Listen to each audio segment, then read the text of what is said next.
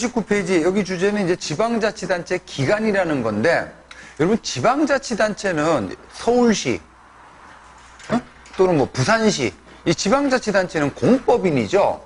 눈에 보이는 실체가 없죠. 그죠? 하지만 공법상 권리 의무가 기속되는 권리 주체예요.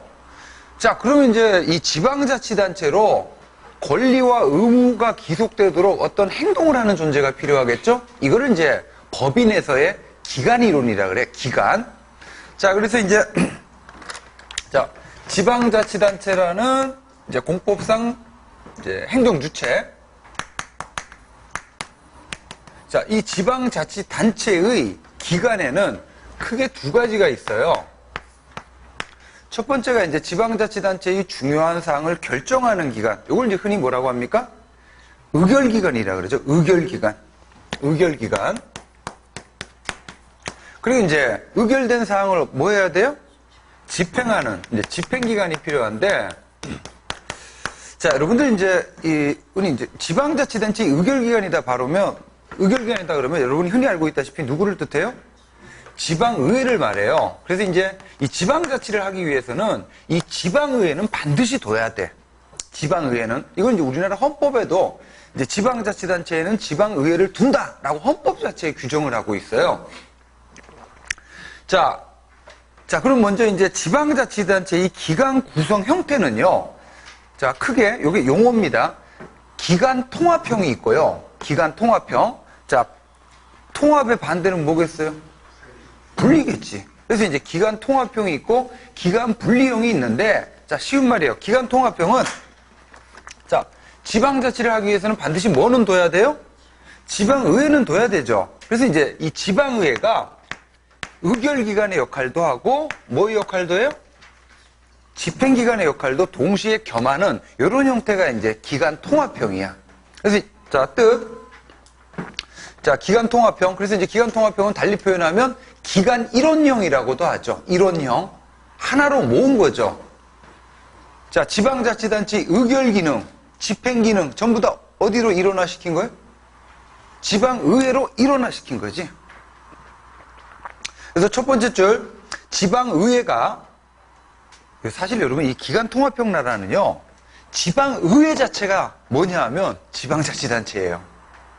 지방의회 자체가 지방자치단체라고. 그래서 두 번째 줄 보세요. 주민에 의해서 선출된 대표기구, 즉 지방의회가 의결기능, 집행기능을 함께 수행하는 형태입니다.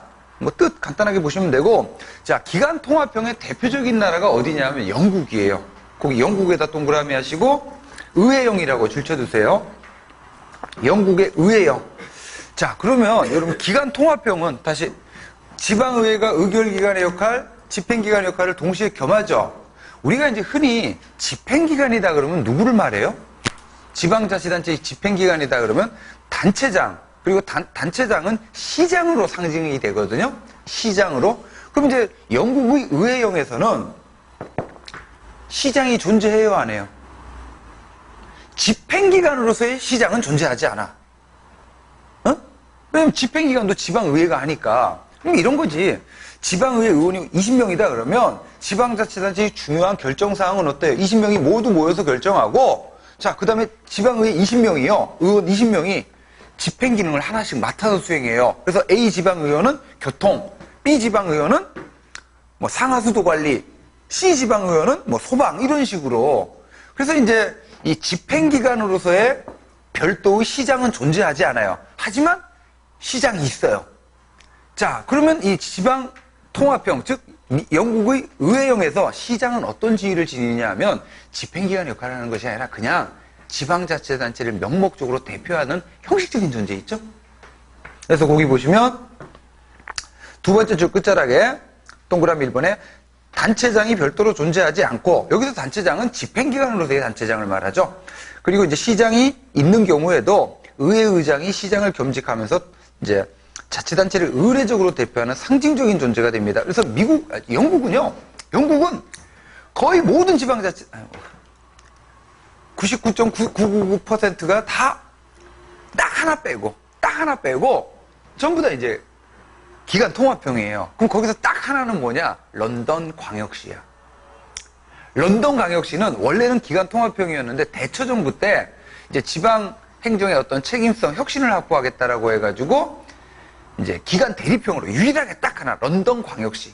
그러니까 이게 영국은 런던시가 있고요, 시티 오브 런던이라고 해서, 그리고 이제 런던시를 포괄하는 또 이제 메트로폴리탄 영역 있죠. 이걸 이제 런던 광역시라 그러거든요. 그래서 이제 런던 광역시만 유일하게 기간 대립형. 그래서 이제 거기는 시장이 존재하는데 집행기관에서 역할을 맡고 있어요. 우리나라처럼. 자, 하여간 기간 통합형의 대표적인 나라가 어디? 영국. 자, 그 다음 이제 미국은, 자, 동그라미 2번 기간 통합형의 미국의 위원회형이라고 있는데, 여러분 미리 말씀드리면, 여러분 지방자치는, 다시요, 미국은 연방국가죠. 앞서 말씀드렸다시피 지방자치는 연방정부의 권한이 아니라 그랬죠. 각 주의 권한이에요. 주가 국가야, 주가. 그래서 미국은 50개 주마다 지방자치 내용이 다 달라요. 그래서 미국의 지방정부 형태는 뭐 A다, B다, 이 말 자체가 틀려요. 굉장히 다양하게 존재하는데, 자, 이 중에 이제 미국의 위원회형이라는 정부 형태가 있거든요. 이거를 이제 기간 통합형으로 설명을 해요. 왜냐? 위원회가 바로 지방의회예요. 커미션. 이 커미션이 바로 뭡니까? 지방의회 역할을 하는 거예요. 자, 하여간 기간 통합형은 대표적인 게 영국이다. 넘기시면, 자, 두 번째 기간 분리형, 기간 대립형. 자, 개념은, 자, 자치단체의 의결 기능하고 집행기관을 분리해가지고, 자, 이런 거죠. 우리나라처럼.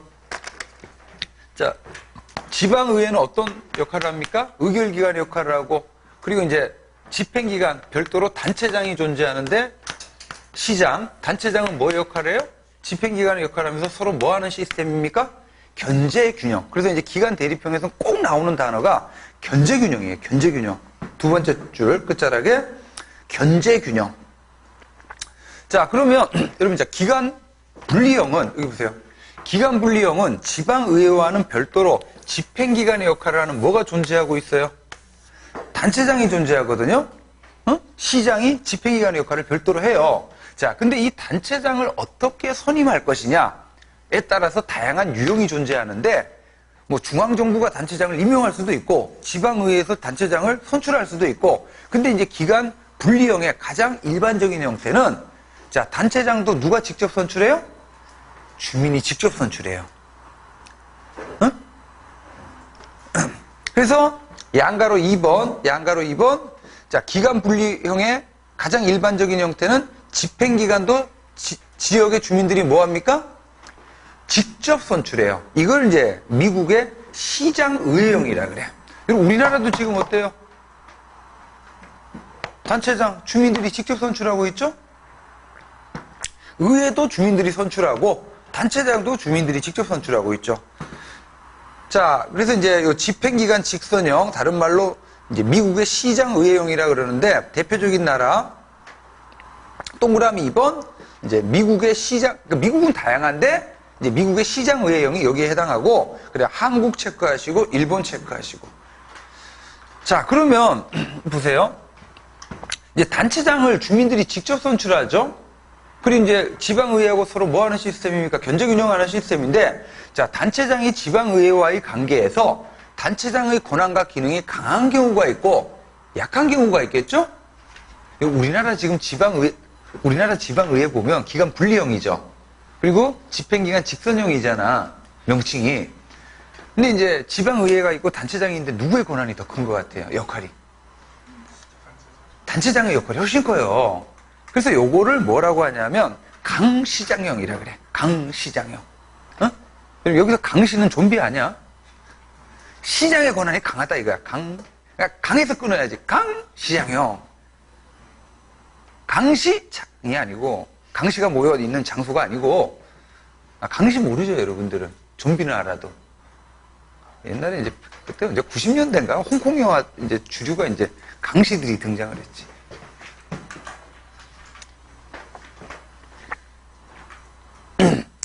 자, 그래서 동그라미 4번, 이제 집행기관 직선형 가운데 특히 이제 강시장형, 요게 이제 미국이나 우리나라의 일반적인 형태예요. 자, 그러면, 자, 가장 전형적인 형태가 뭐하고 뭐로 구분이 돼요?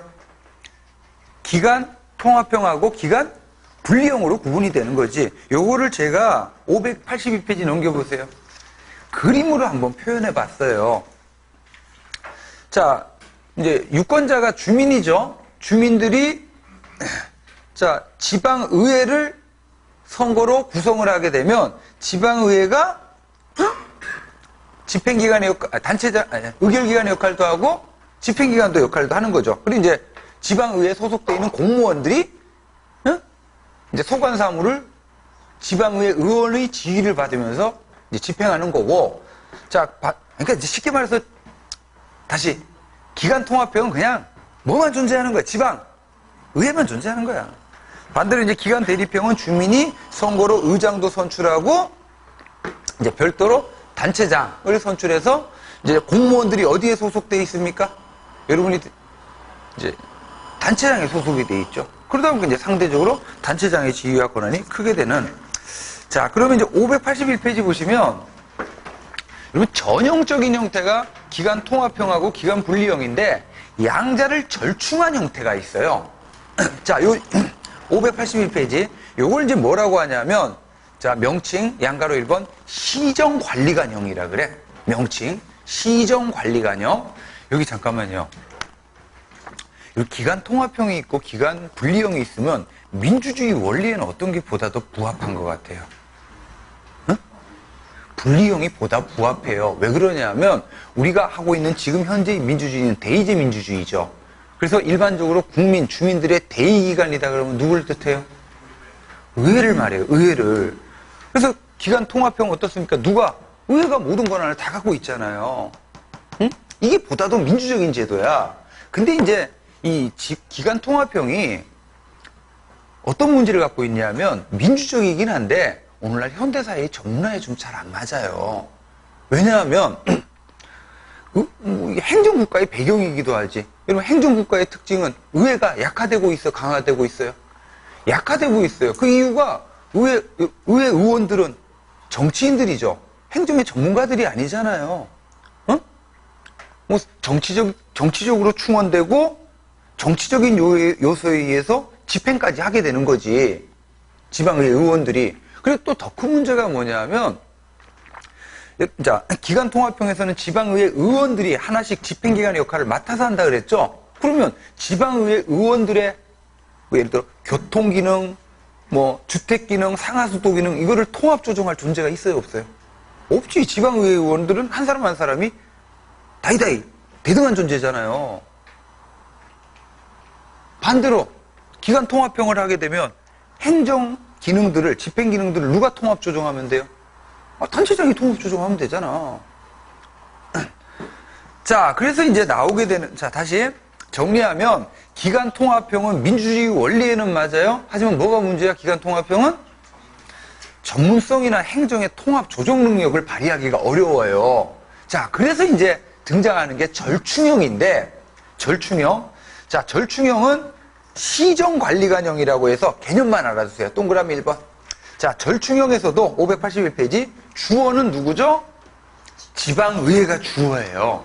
주민의 대표로 구성된 지방의회가 그 책임 아래, 지방의회의 책임 아래, 자, 행정의 전문가. 그리고 행정의 전문가가 뭐냐면 시정관리관. 이걸 영어로 city manager라 그래요. 행정의 전문가를 지방의회가 자기 책임으로 시정관리관으로 임명한 다음에 그 시정관리관에다가 뭐를 맡겨버려요? 집행기관의 역할을 맡기는 거예요. 자, 그러면 의회 중심이라고 하는 기간 통합형의 특징도 갖고 있으면서 별도로 뭐가 존재해요? 집행기관이, 즉 시정관리관이 존재하는 거지. 그래서 이제 절충형이라고 표현해요. 그리고 두 번째 줄, 동그라미 1번의 두 번째 줄. 자, 시정관리관은 집행이나 행정 역할을 수행하면서 대신 누구에 대해서 책임을 집니까? 의회가 채용을 했으니까 의회에 대해서 책임을 져야 되는 거지. 주민들에 대해서 책임지는 형태가 아니라. 요게 이제 동그라미 4번 보시면요. 줄 치세요. 여러분들 미국에서 19세기 말 20세기 초에 연방정부에서는 역관주의를 극복하겠다는 행정개혁운동이 일었죠? 미국에서 19세기 말 1883년 펜들턴법에서 근데 이 역관주의가요, 이 연방정부에만 악영향을 미친 게 아니라 지방정부에서도 악영향을 미쳤었어요. 그래서 이제 연방정부에서 이제 반역관주의라고 하는 이 진보주의적인 공직개혁 운동이 19세기 말에 일었는데 역시 지방정부에서도요, 20세기 초에 지방정부 운영의 효율성과 능률성을 높이자라는 공직개혁 운동이 있는데 이거를 이제 뭐라고 하냐면 도시개혁 운동이라 그래요. 도시개혁 운동. 하여간 20세기 초는 미국의 행정 시스템이 연방정부든 지방정부든 뭘 높이는 게 중요해요? 절약과 능률. 그래서 이제 동그라미 4번에 보시면 20세기 초 도시개혁 운동의 일환으로 자, 지방정부 운영에서도 뭐를 높여야 되겠더라? 능률성, 전문성을 높여야 되겠더라. 해가지고 나온 게 시정관리관령이고, 여러분 자, 20세기 초에 행정개혁을 추진하는데 뒷받침이 된 대표적인 이론이 뭐예요? 과학적 관리론이에요. 그래서 이 과학적 관리론을 반영하는 대표적인 지방정부 운영 시스템이 바로 시정관리관령이다. 이렇게 기억을 하십시오. 자, 나머지는 그냥 넘기세요. 안 읽으셔도 돼요. 그냥. 그리고 이제 4번에 보시면 뭐 더 있어요? 주민 총회용이 있죠. 이건 우리나라는 뭐 이런 형태가 아니죠. 그래서 이 직접민주주의의 전형이죠. 그래서 스위스 같은 나라가 이런 거야. 자, 마을 주민이 10,000명이 있는데 성인 남자로 국한하면 안 되죠. 이건 고대 그리스 아테네나 그랬지. 이제 유권자들이 마을 해관에 모여서 이제 토론. 그래서 여러분들 그 미국에 있다 가끔씩 보면 그 대통령 선거나 이런 거 할 때 뭐 오바마 후보가 또는 뭐 이런 사람들이 어떤 지역의 유권자들하고 타운홀 미팅했다 이런 뉴스 안 봤어요? 근데 이제 타운홀이라 그러는데 홀이 뭐예요? 홀이? 우리 시청을 뭐라 그래 영어로? 시티홀인데 이 홀이 뭐냐면 많은 사람들이 모이는 실내 넓은 공간이 있잖아요. 이게 홀이야. 홀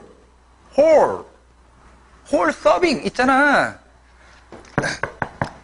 이게 이제 바로 마을 해관이에요. 그래서 미국은 이런 이제 직접민주주의, 그러니까 주민자치다 보니까 이 직접민주적인 전통이 굉장히 좀 상대적으로 있는데, 그래서 이제 오바마가 지역 주민들하고 앉아가지고 맨투맨으로 얘기하고 막 이렇게 해서 이제 그 지역사의 주요한 현안을 결정하는 게 이제 일종의 주민총회용이죠. 그래서 동그라미 2번에 보시면 이제 미국의 타운 미팅, 또 스위스 같은 나라가 이제 이런 게 좀 발달해 있어요. 자, 넘겨보시면 우리나라 지방자치단체 기관 구성 봅시다. 우리나라는 자, 땡땡하고 뭐라고 돼 있어요? 기관 대립주의고, 자, 그 다음에 동그라미 1번의 기후권. 자, 누구의 권한이 강해요? 단체장의 권한이 강하죠? 요걸 이제 아까 강시장용이라고도 표현하지만 수장이 누구야? 시장을 말하지. 단체장. 우위적인 형태고, 자, 여러분, 우리나라는, 자, 일반적인 행정사무는 단체장이 하죠.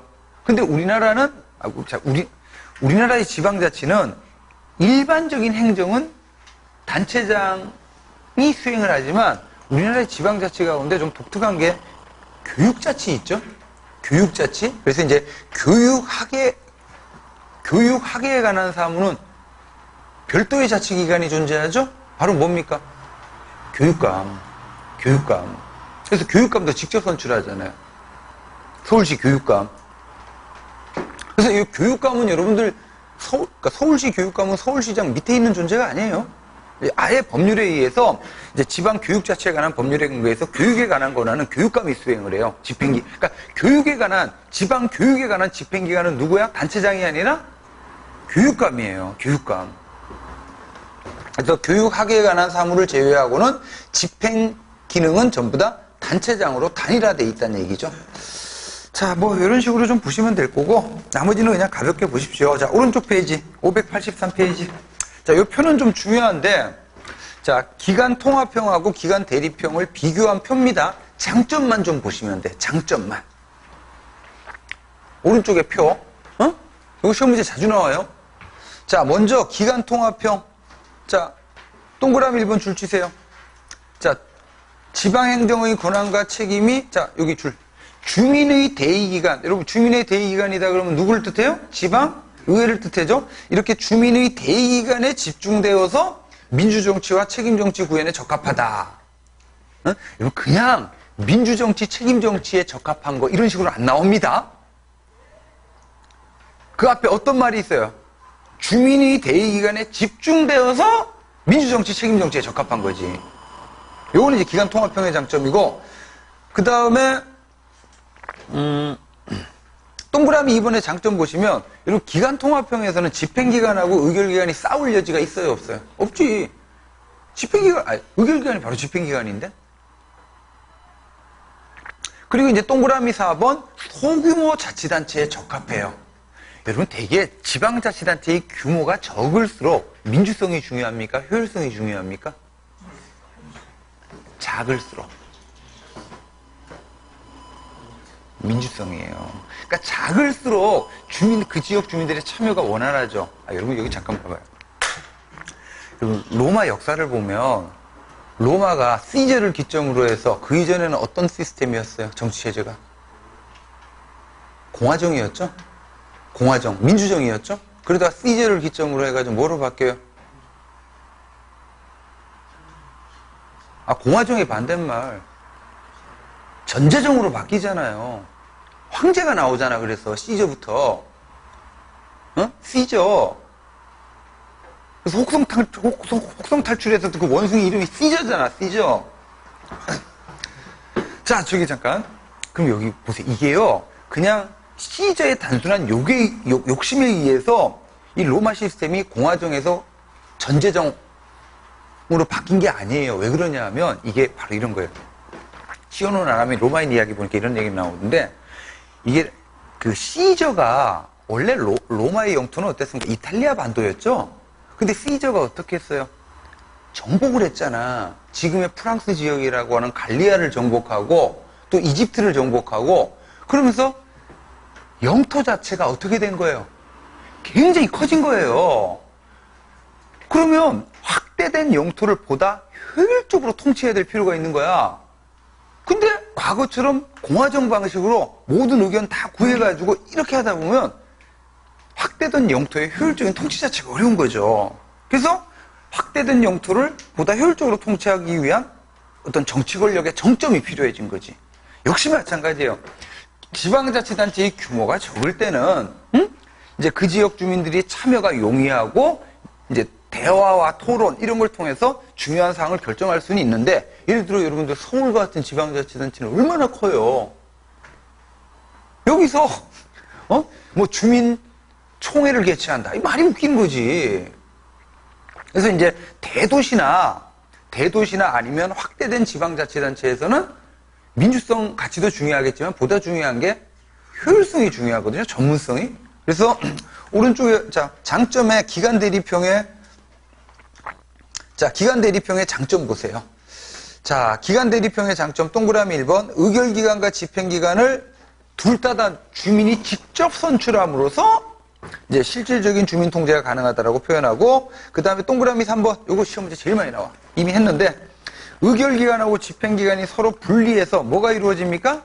견제균형이 이루어지는 게 기간 대립형이고, 자, 그 다음에 동그라미 5번하고 동그라미 6번 줄쳐두세요. 의결기관하고 집행기관이 분리됨으로써 행정의 정치적 중립성을 확보한다.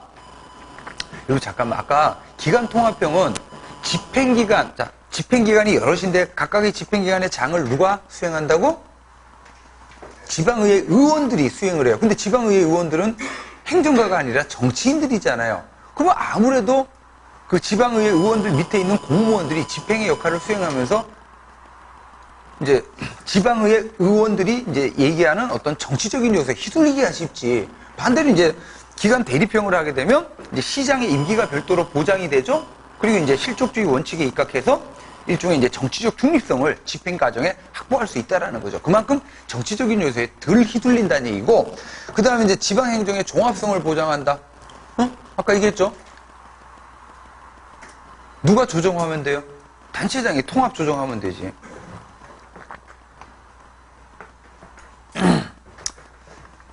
자, 이런 식으로 하여튼 장점 기준으로 좀 정리를 하십시오. 자, 그래서 이제 자, 다시 우리나라는 기관 대립형이죠. 그래서 우리나라에서는 이제 지방의회가 의결기관의 역할, 단체장이 집행기관의 역할을 하는데, 그래서 이제 우리나라에서 583페이지 이 지방의회하고 단체장을 하나하나씩 살펴볼 건데, 이거는 그냥 간단하게 좀 편하게 쭉쭉 읽으세요. 이 지방의회하고 단체장 요 세부적인 디테일한 것들은. 그래서 지위만 먼저 볼게요. 지방의회. 우리나라에서 지방의회 지위는 헌법상의 기관입니다. 헌법에 두라고 규정되어 있어요. 또 주민들이 직접 선출하는 주민대표기관이고, 그 다음에 세 번째, 이제 지방자치단체의 중요한 사항을 결정하는 의결기관이지. 그리고 넘겨보시면, 이제 지방자치단체 입법기관. 여러분, 지방자치단체 입법이다 그러면 조례를 말하죠. 그 다음에 이제 비판감시기관. 자, 뭐 지방의회 구성은 쭉 읽어보세요. 읽어보시고, 뭐 지방의회 의원, 이것도 선거 같은 거 보시면, 자, 지역대표제를 기본으로 해서 광역 기초의원 선거를 하는데, 여러분, 자, 전체 정원의 몇 프로는 뭐로 뽑아요? 비례대표로 뽑죠? 10%는 비례대표, 정당 투표로. 그래서 여러분, 우리 지방선거 하면 투표지가 되게 많아요. 지방선거 해봤죠? 보세요. 광역단체장 선거 투표지 있고, 그 다음에 광역의회 투표지, 그 다음에 기초자치단체장 투표지, 그 다음에 기초지방의회 의원 투표지, 그리고 하나 교육관. 총 5장이네. 아, 그리고 플러스 광역 정당 투표, 그 다음에 기초 정당 투표. 총 7표네. 자, 이렇게 보시고 오른쪽 페이지 갑시다. 집행기관. 자, 집행기관은 그냥 단체장인데, 자, 역시 단체장의 지위 좀 보세요. 자, 동그라미 2번. 지방자치단체의 대표입니다. 그럼 서울시는 누가 대표예요? 서울시장이 대표하는 거고, 그 다음에 두 번째, 지방자치단체의 집행기관. 달리 표현하면 집행기관의 대장이죠. 서울시장. 자, 근데 네 번째가 중요한데, 여러분, 우리나라는 이 단체장이요. 단체장은 원래 뭐의 지위를 지닙니까? 지방자치단체의 대표고 지방자치단체의 집행기관의 역할을 하거든요. 근데 우리나라는 주민자치가 아니라 단체자치다 보니까 지방자치단체나 집행기관이요. 국가사무를 위임받아서 처리해요. 위임사무라는 게 존재해. 그래서 단체장이요. 원래는 보건복지부 장관이 사무인데, 서울이라는 지역에서 식품위생사무를 보건복지부 장관으로부터 위임받아서 처리를 해요. 이런 측면에서는 단체장이 지방자치단체의 기관이 아니야. 바로 국가의 중앙행정기관의 하급행정청의 지위를 지녀요. 그래서 동그라미 4번. 자, 국가의 지방행정기관, 즉 국가의 일선 지방행정기관으로서 지위를 지닙니다. 어떤 한도에서? 기관이임 사무를 처리하는 한도에서.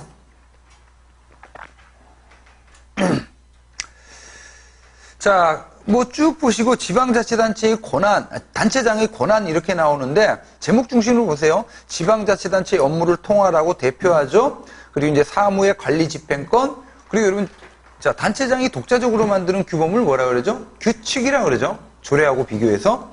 그 다음에 이제 임명권이 있는데, 여러분, 자, 지방공무원에 대한 임명권은 누가 가질까요?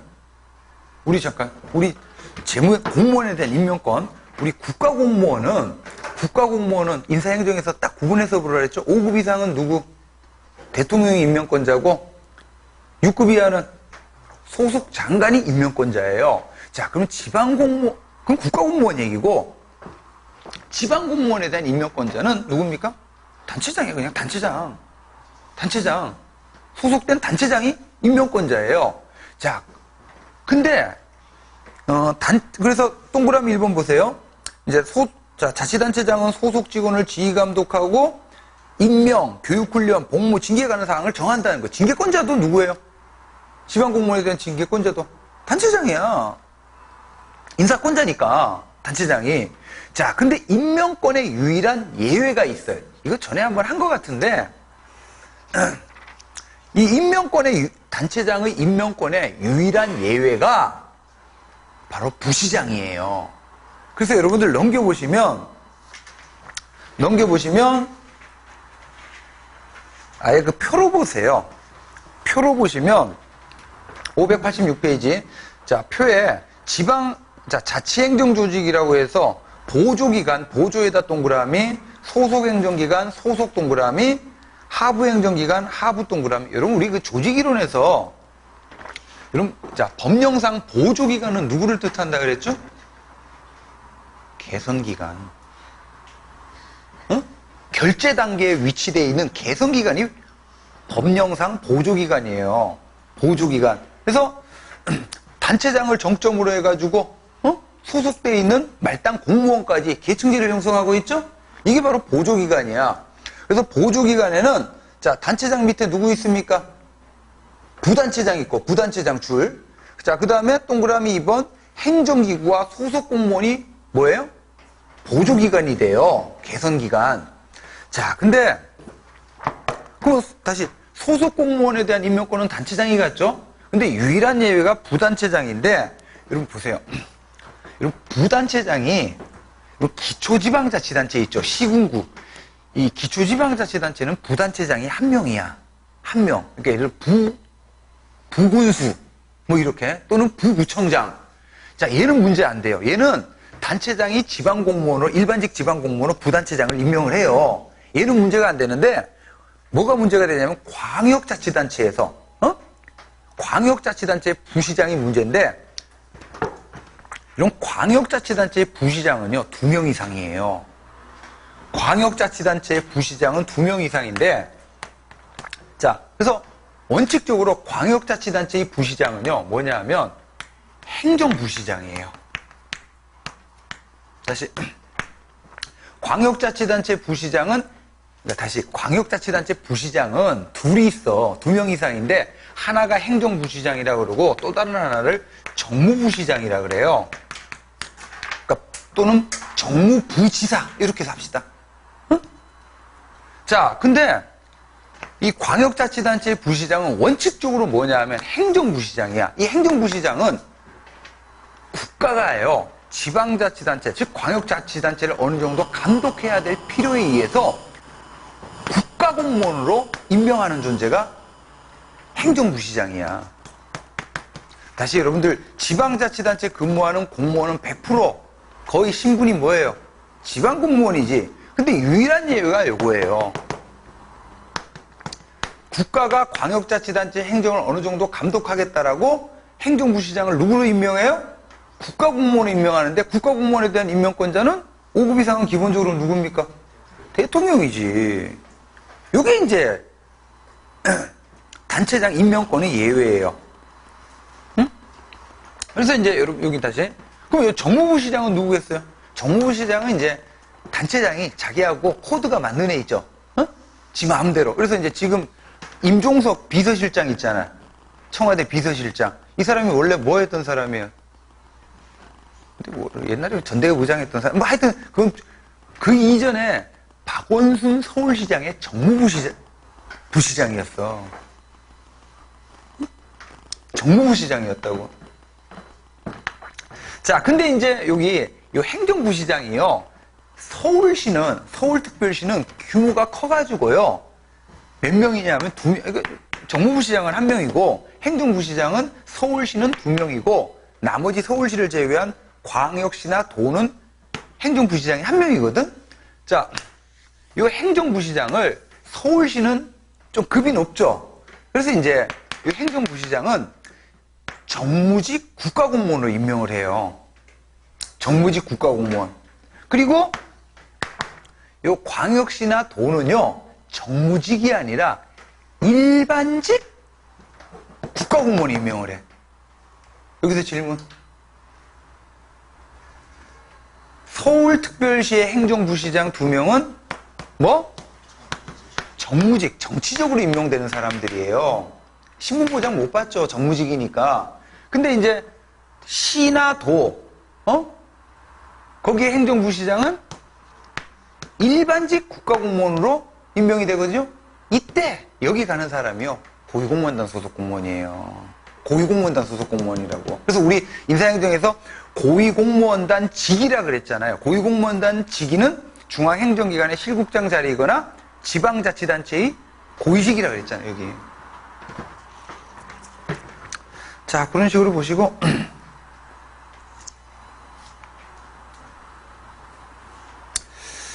자, 여러분 상단에 뭐 나머지는 보시고 7번에 보세요. 주민투표 부의권이라고 되어 있는데, 주민투표 여기 잠깐만요. 주민투표는 주민의 권리예요. 주민들이 투표해서 지방자치단체의 주요한 사항을 결정하는 건데, 주민투표에 붙이는 권한은 누구한테 있어요? 단체장한테 있지. 단체장한테. 이걸 이제 주민투표 부의권이라고 합니다. 자, 그 다음에 자치행정조직에 보시면, 자, 다시 한번 정리하면 보조기관에는 부단체장 그리고 행정기구와 소속 공무원이 있어요. 자, 거기 행정기구와 소속 공무원 여기 잠깐 보세요. 여기 잠깐.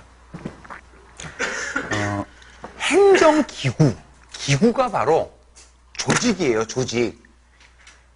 이게 바로 정원, TO거든요. TO. 응? 예를 들어 어떤 지방자치단체에서 행정기구를 마음대로 설치할 수 있을까요? 이제 지방자치를 본래적으로 이해하려면, 다시 행정기구가 있고, 그럼 이제 행정기구 안에 직위가 있을 거 아니에요. 그리고 그 직위에 배치되는 공무원이 필요할 거 아닙니까? 그러면 기구가 늘어나면 뭐가 늘어나요? 공무원이 늘어나요. 기구를 설치하게 되면. 근데 이제 그 지방자치를 본질적으로 이해하게 되면 행정기구 설치나 공무원 정원에 관한 권한은 지방자치단체에게 있어야 돼요. 그래야 자치를 하지. 근데 이렇게 하다 보면 지방공무원의 무한 팽창이 이루어질 수 있죠. 그래서 이제 공무원 팽창을 어느 정도 억제하기 위해서, 자, 보세요. 동그라미 2번. 자, 지방자치단체는 그 사무를 분장하기 위해서 필요한 행정기구와 공무원을 두는데, 자, 두 번째 줄 치세요. 행정기구 설치와 지방공무원의 정원은 줄치고 끝자락에 뭐로 정한다고 돼 있어요? 서술어로 조례로 정해요. 그러면 여러분, 자, 이거 보면 지방자치단체가 조례를 만들어가지고 알아서 할 수 있구나. 근데 조례로 정한다 앞에 어떤 전제가 있죠. 줄치세요. 뭐라고 돼 있어요? 인건비 등 대통령령으로 정하는 기준에다 동그라미. 그러니까 국가의 법령체계인 대통령령으로 일정한 기준이 정해져요. 이렇게 해서 이제 지방공무원 정원이 늘어나는 걸 통제하겠다는 거지, 국가가. 그래서 요거를 기준에다 동그라미 하시고 작은 글씨로 기준인건비제 이렇게 써두세요. 기준인건비제. 그래서 여러분 우리나라 지금 보세요. 우리나라 옛날에는요, 그러니까 지방공무원 늘어나는 거를 중앙정부가 통제하려고 뭐 개별 안건별로 다 이렇게 막 숫자로 표준 정원 같은 거 딱 정하고 막 이런 식으로 통제했는데, 이렇게 하면 지방자치권에 지나친 제약이 생기잖아요. 그래서 이제 지금 현재는 이제 지방 공무원 정원 늘어나는 거에 대해서 인건비라고 하는 요인을 고려하는 어떤 기준을 정해가지고 대통령령으로 통제를 하는 거죠. 그 기준 내에서 이제 지방자치단체가 조례로 알아서 정하는 거지. 자, 그 다음에 소속행정기관, 소속에다 동그라미 하시고, 소속행정기관은 줄 치세요. 직속기관 줄, 자, 사업소, 그 다음에 출장소. 직속기관에 보면 뭐 들어가요? 소방기관이 있죠. 우리나라 소방사무는 국가사무예요, 지방사무예요? 지방사무예요, 소방사무는. 그래서 이제 이 지역별로 소방청이 있죠. 뭐 경기소방청이다. 그러면 이제 어디에 소속이 돼 있냐면 경기도지사에 소속이 돼 있고, 경기도지사로부터 명령과 지시를 받아요. 그래서 옛날에 경기도지사 김문수가 119에 전화해가지고 나 김문수인데 이랬던 거잖아. 웃자라고. 근데 그건 그래도 돼요. 그래서 이제 그때 담당 공무원이 장난 전화하지 마세요. 끊었다가 난리 났지. 아니 왜 119 담당 공무원이 전화가 나 김문수인데? 그럼 장난 전화로 받아들이지. 그 누가 공식적인 라인으로 오든지. 근데 여러분, 여기 이제 경찰기관 들어가요, 안 들어가요? 경찰기관은 없죠? 이제 들어갈 거예요. 이제 자치경찰제를 하게 되면 들어갈 거야. 그래서 이 제주도는 좀 이따 하겠지만 제주도는 자치경찰을 하고 있죠. 그래서 제주도, 이거 잠깐 얘기하면 우리나라 경찰 시스템은요, 어떻게 돼 있냐면, 그러니까 경찰 제도가 국가경찰 제도가 있고 자치경찰 제도가 있거든요. 우리나라의 경찰 제도는 국가경찰 시스템이에요. 근데 이제 예를 들어가지고 중앙행정기관인 경찰청이 있죠. 그리고 지역별로 뭐 있습니까? 지방경찰청이 있어요. 근데 예를 들어 대전지방경찰청이다 그러면 소속은 대전광역시장 소속으로 돼 있어요. 하지만 명령과 지시는 중앙행정기관인 경찰청으로부터 받아요. 그래서 우리나라는 국가경찰 시스템이야. 근데 이제 이거를 자치경찰을 하게 되면 소속도 대전광역시장 소속이고 대전광역시장에서 임명되고 명령과 지시를 받는 거죠. 여기 이제 자치경찰 시스템이야. 지금 제주도에서 시범적으로 하고 있지. 이거는 이제 내년에 뭐 광역시도에 이제 시범적으로 지금 도입해서 운영하겠다라고 문재인 정부 자치분권위원회에서 엊그저께 발표를 했죠. 왜냐면 이제 지금 이제 검경 수사권 조정 문제하고 연동이 돼가지고 검찰 권한을 뺏어가지고 어떻게 하겠다는 거예요? 경찰로 주겠다는 거죠, 수사권을. 그죠? 근데 이렇게 하다 보면 지금까지 검찰 파쇼가 문제였었죠? 검찰 파쇼가 문제가 돼가지고 검찰 권한을 빼려고 이제 검찰이 갖고 있는 수사권을 일부를 경찰한테, 근데 이렇게 하다 보면 누가 또 문제를 일으킬 수 있어요? 경찰 파쇼가. 이거 실제 있었어요. 이승만 때. 이승만 때는 검찰의 힘이 셌어요? 경찰의 힘이 셌어요? 경찰. 그래갖고 이제 박정희 정부에서 이제 이 경찰을 견제하려고 이제 검사나 이쪽 이제 검찰의 힘을 키운 거지. 근데 대려 이제 그래서 이제 경찰의 힘이 커지니까 그거를 이제 다시 또 쪼개가지고 국가경찰, 자치경찰 이런 식으로 이원화시키겠다는 게 이제 문재인 정부의 구상인 거지. 자, 그래서 소속행정기관에 직속기관이 있습니다. 그 다음에 사업소, 출장소, 합의제 행정기관. 요건 이제 소속행정기관이고, 그 다음에 하부행정기관에는, 자, 동그라미 이번에 줄 치세요. 행정구청장, 읍장, 면장, 동장. 행정단위들 있죠? 지방자치단체에 소속된. 자, 오른쪽에, 요게 중요한데, 자, 지방의회와 단체장의 관계다라고 해가지고, 자, 우리나라는 지금 기관 대립형이죠? 기관 대립형에 근거해서 여기 보세요. 지방의회가 단체장에 대해서 행사하는 권한이 있고요. 반대로 여러분들 지금 지방의회 단체장 전부 다 기관이잖아요. 이 기관에 대해서는 권리라고 표현해요? 권한이라고 표현해요? 권한이라고 표현하지. 그럼 대통령의 권리가 없어요. 권리는 누가 갖는 거예요? 법인격체가 갖는 게 권리야. 국가나 또는 여러분 한 명 한 명 개인들, 지방자치단체 이들이 갖는 게 권리고 기관은 뭐를 수행합니까? 권리를 수행하는 게 아니라 권한을, 이거 행정법에서 하지 않아? 행정기관 가운데 행정기관들이 많은데 행정에 관한 의사를 결정하고 대외적으로 표시할 수 있는 행정기관의 이름이 뭐예요? 행정청이지. 행정관청. 그래서 방금 전에 제가 뭐라 했어요? 행정관청 개념정의. 행정기관 중에서 행정 주체를 위해서 행정에 관한 의사를 결정하고 그걸 대외적으로 표시할 수 있는 권리, 권한을 갖고 있는 행정기관이 행정청이란 말이야. 그래서 여러분 취소 소송은 누구를 피고로 해야 돼요? 처분행정청을 피고로 해야지. 응? 그래서 여러분들 행정법 공부하면 행정행위, 처분이라는 개념이 나오는데 그게 주어는 누구예요? 행정행위나 처분의 주어는 행정청이 이러고 시작하죠. 자, 그래서 다시 이제 지방의회가 단체장에 대해서 행사하는 권한이 있고 거꾸로 단체장이 어때요? 지방의회에 대해서 행사하는 권한이 있죠. 그래서 먼저 표의 왼쪽은 누구의 권한이에요? 지방의회의 권한이고, 그래서 지방의회 동그라미. 자, 표의 오른쪽은 누구의 권한? 단체장의 권한이죠. 자, 먼저, 여기서는 이제 암기사항들인데, 뭐, 지방의회 권한, 조례 개폐 청구, 조례 재정 개폐, 그리고 예산 심의 확정 결산 승인. 자, 중요한 건 3번이 중요해요. 여기 지방자치법 35조에, 지방자치법 35조에서, 자, 이러이러한 사항은 지방의회 의결을 필수적으로 거쳐야 된다라고 규정을 하고 있어요. 자, 그게 뭐냐 하면, 하단에 까맣게 2번 있죠? 내용각주 2번 찾았어요?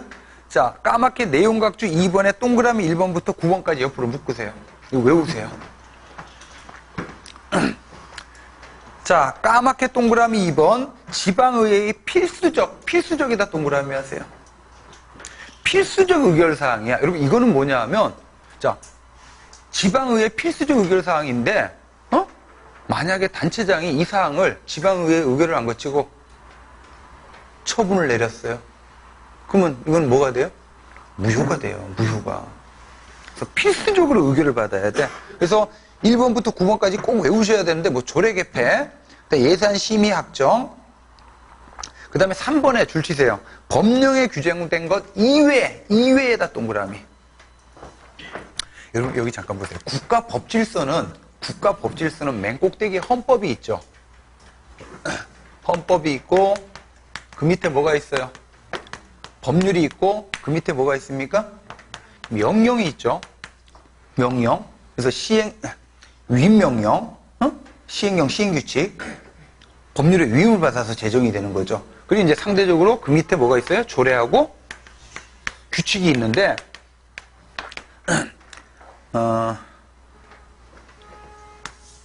이거는 국가법질서예요? 부분법질서예요? 국가법질서지. 전체법질서잖아요. 그래서 이제 법률하고 명령을 줄여가지고 뭐라고 합니까? 법령이라 그래요. 근데 조례나 규칙 또는 지방의회 의결은 전체 질서야, 부분 질서야? 부분 질서죠. 그러면 조례나 지방의회 의결이 전체 질서에 반하면 돼요, 안 돼요? 안 돼요. 그래서 이런 표현이 나오는 거야. 동그라미 3번에 법령에 규정된 것 이외라 그랬죠. 그럼 법령에 만약 규정이 돼 있으면 뭐에 따라서 해야 돼요? 법령에 따라서 해야 되는 거지. 법령에 규정된 것 이외에 줄 사용료, 수수료, 분담금 이런 것들은 다 주민들에게 부담 주는 거죠.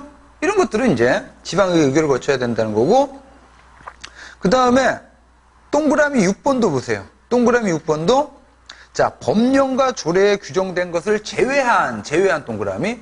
그럼 법령과 조례에서 정하고 있으면 뭐대로 하는 거야? 법령과 조례대로 하는 거고, 이거 이외에 예산의 의무 부담이나 권리 포기, 이것도 지방의 의결을 거쳐야 된다는 거예요. 여러분들 하여튼 언제죠? 우리 한말에 참 보면 이제 한말 이렇게 한국사 공부하다 보면 막 나라꼴이 나라가 아니죠. 그 고종 때 짜증나잖아. 또 명성황후 뭐 이렇게 나오는데 뭐 민비. 근데 여러분 조선 후기 때 한말 때 대한제국 시절에 우리나라에 최대 금강이 있었대요. 금광산. 그게 평안도의 운산금강인가 그러는데 그게 동양 최대 금강이래요. 근데 그게 누구의 뜻에 의해서? 민비 한 사람의 뜻에 의해서 누구한테로 넘어간 거예요? 미국 사람 뭐더라? 무슨 알렌 그때 그 공사하고 친분이 있는 이것도 국가의 대표적인 뭡니까? 권리포기잖아요.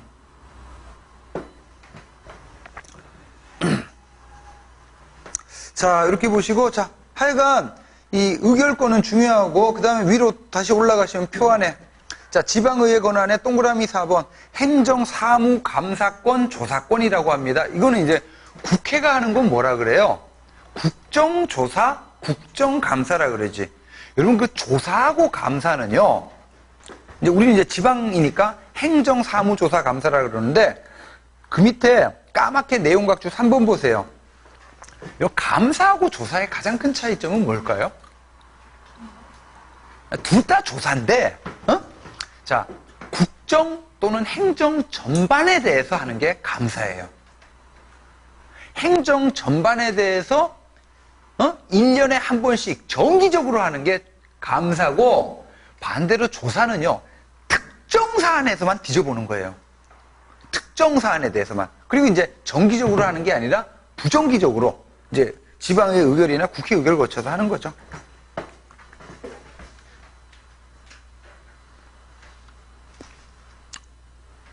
자, 이번에는 오른쪽 페이지 갑시다. 오른쪽이 표의 오른쪽. 여기 더 중요한데, 단체장의 지방의회에 대한 견제 수단인데, 자, 여기서는 동그라미 3번 줄 치세요. 여기 중요합니다. 제2요구권 제소권이라고 있어요. 그 다음에 동그라미 5번에 조례 공포권. 여러분, 자, 다시요. 조례를 공포하는 권한은 누구한테 있습니까? 단체장한테 있어요. 자, 근데 이제 표의 왼쪽에 동그라미 9번 보세요. 자, 지방의회 의장의 조례 공포 대행권이라고 있죠? 단체장이 조례를 공포해야 되는데 안 하고 있어. 그러면 예외적으로 누가? 의장이 이제 공포를 할 수 있다는 얘기고, 그 다음에 자, 표의 오른쪽 6번에 선결처분권 체크하시고, 그 다음에 7번에 자, 여기 이게 올해인가 시험 문제 나왔었는데, 지방의회 사무기구 직원에 대한 임명권 체크하세요. 여러분들 엄격한 권력분리 원리에 따르자면 이제 지방의회 사무기구에서 일하는 공무원들이 있죠. 이 사람은 지방의회를 위해서 일하잖아요. 그럼 엄격한 권력분리 원리에 따르자면 지방의회 사무기구 직원에 대한 임명권은 지방의회 의장이나 지방의회가 가져야 되겠지. 하지만 우리나라는 지금 현재 누가 임명한다? 단체장이 임명한다는 거죠. 자, 이 중에서 뭐가 중요하냐면 제2요구권하고 제소권이 중요합니다. 자, 그래서 요거는 넘기시면 자, 까맣게 5번에 요건 중요해. 자, 요거는 뭐 날짜까지 해가지고 좀 외우셔야 되는데, 자, 여기는 몇 페이지하고 좀 연동해서 보시냐면요, 그 옆에다가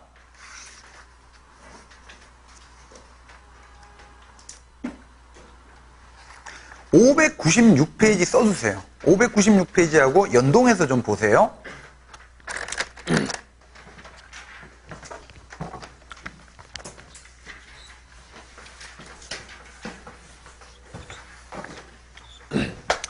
자, 이제 지방의회가 있고, 그 다음에 이제 단체장이 있는데, 자, 여러분 이제, 아까 이제 지방자치법 35조에서 이러이러한 사항들은 지방의회 의결을 거치라라고 필수적으로 규정을 하고 있죠? 그래서 이제 의결권은 기본적으로 그러니까, 자, 조례안, 그리고, 여러분 조례가 확정되기 전까지는 어떤 말을 붙여요? 아니라는 말을 붙이죠? 조례가 이제 확정되면 아니라는 말이 떨어져요. 법률도 마찬가지야. 그러니까 성립되기 전까지는 아니라는 말을 붙이고, 성립이 되면 아니라는 말이 떨어져서 그냥 법률이 되는 거죠. 그리고 이제 일반 의안이 있다라고 봅시다. 일반 의안. 자, 그래서 이제 이게 지방의회 의결을 거쳐야 되는 사항이야. 그래서 이제 의결권은 누구한테 있어요? 지방의회에 있는데, 자, 그러면 이제 일반적인 의결 종족수, 이건 좀 외우세요. 이건 뭐 사회 같은 거 할 때도 나오는데, 그 합의제 기구에서 일반적인 의결 종족수, 제적 과반수가 일단 출석을 해야 돼요. 그럼 제적 과반수가 출석을 안 했어. 그럼 의결을 못 합니다. 자, 그 다음에 출석한 의원들의 과반수가 찬성을 해야 돼. 그래야 의결이 통과가 돼요. 근데 여러분, 자, 제적 과반수가 출석해서 투표에 붙였어. 가부. 그랬더니 찬성과 부, 반대가요. 숫자가 똑같아요. 이때는 어떻게 처리할까?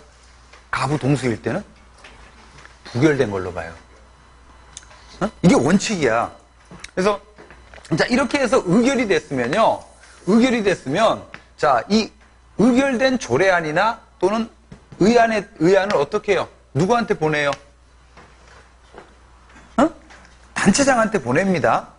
단체장한테. 자, 조례안을 기준으로 보면, 자, 의결된 날로부터 며칠 이내, 요걸 이제 이송이라 그러는데, 이송.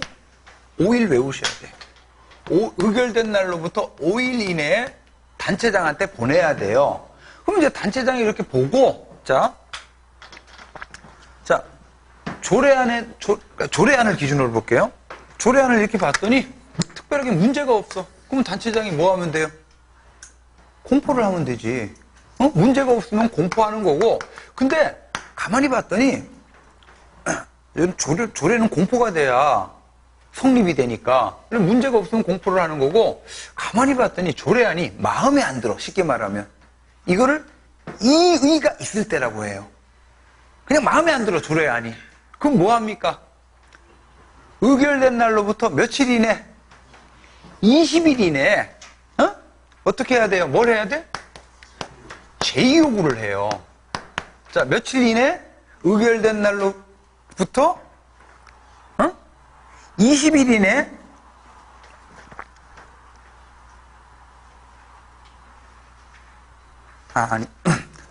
이송된 날로부터라고 해야 되겠구나. 그러니까 20일 이내에 뭘 합니까? 제의요구를 해요. 그러니까 제의요구는 다시 돌려보내는 거야. 다시 의결하라고 요구를 하는 거지. 다시요. 여러분, 이송받은 날로부터,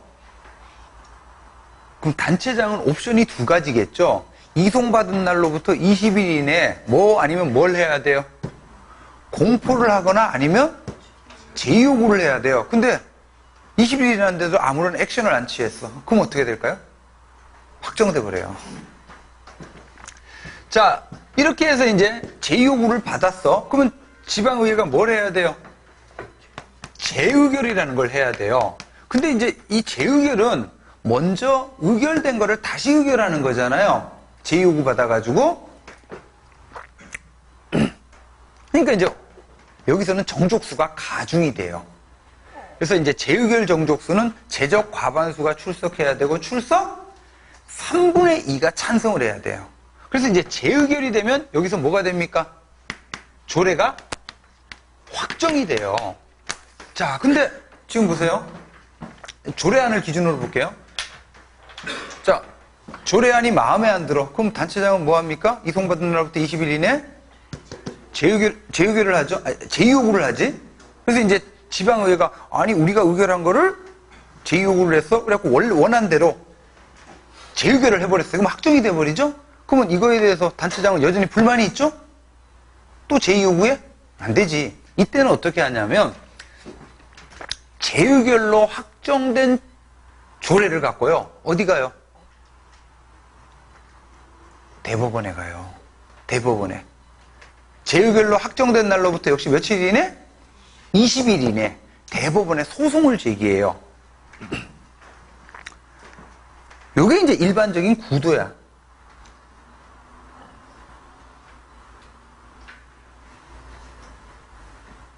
자, 그래서 돌아오시면 588페이지. 자, 여기서 정리합시다. 자, 동그라미 까맣게 5번인데 이건 중요해요. 자, 단체장은 이송받은, 자, 먼저 조례안에 대해서는 뭐가 있을 때? 조례안 동그라미 하시고 이의가 있을 때, 그리고 지방의회 의결은 동그라미 하시고, 자, 줄 치세요. 월권, 법령 위반, 공익을 현저해야 한다고 인정할 때. 그 다음 이제 디귿번은 뭐냐 하면 돈과 관련된 의결이에요. 돈. 그래서 지방의회 의결이 예산상 집행할 수 없는 경비를 포함하고 있더라. 자, 이렇게 하면, 자, 세 번째 줄, 때 다음에 콤마 찾았어요? 끊으세요, 거기. 때 다음에. 그래서 기읍번에 해당하거나, 니은번에 해당하거나, 디귿번에 해당되면, 자, 이송받은 날로부터 며칠? 20일 동그라미 하시고, 뭘 합니까? 제의요구를 한다는 얘기야. 자, 이렇게 해서 이제 지방의회가 재의결을 했죠? 재의결을 하면 뭐합니까? 확정이 되는데, 자, 이 확정된 조례에 대해서는 제의요구 할 수 없죠? 이때는 어떻게 합니까? 대법원에 소송을 제기한다는 거예요. 그래서 동그라미 작은 글씨로 2번 거기에서 자 단체장은 다음에 끊으세요. 주어는 누구? 단체장이 주어고 이번에 대상은 뭐예요? 대상은 그냥 조례 안 의결하면 안 돼. 뭐라고 해야 돼요? 재의결로 확정된이란 말이 꼭 들어가야 돼요. 재의결로 확정된 조례나 의결이 동그라미. 자, 여러분 어디 갖고 간다 그랬어요? 대법원에 갖고 간다 그랬죠? 그래서 여러분 법원은 뭐만 판단할 수 있어요? 적법이냐? 위법이냐만 판단할 수 있어요. 그래서 재의결로 확정된 조례가 뭐하다고 판단될 때? 위법하다고 판단될 때 요 요건이 들어가요. 여러분 아까 제2요구는 위법하다고 판단해도 제2요구할 수 있죠? 또 뭡니까? 부당하다고 판단해도 제2요구할 수 있어요. 근데 재의결로 확정된 조례를 대법원에 가지고 갈 때는 부당사유 갖고는 가 못 가? 못 간다는 얘기예요. 자, 이것도 역시 자 재의결된 날로부터 며칠 이내? 20일 동그라미 고등법원, 행정법원 둘 다 아니고 대법원. 이게 이제 행정법에서 공부하는 대표적인 기간 소송이에요. 자, 이렇게 해서 여기 하여간 요거는 중요합니다.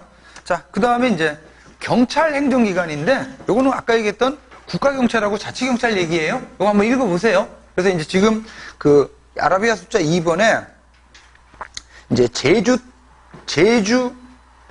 특별자치도 있죠? 지금 이제 시범적으로 하고 있죠? 그래서 여기에 대해서 한번 참고로 보시고. 자, 여기까지 해서 지방자치단체 기간 받고 잠깐 쉬었다가 뭐 볼 거냐 하면 주민을 볼 거예요.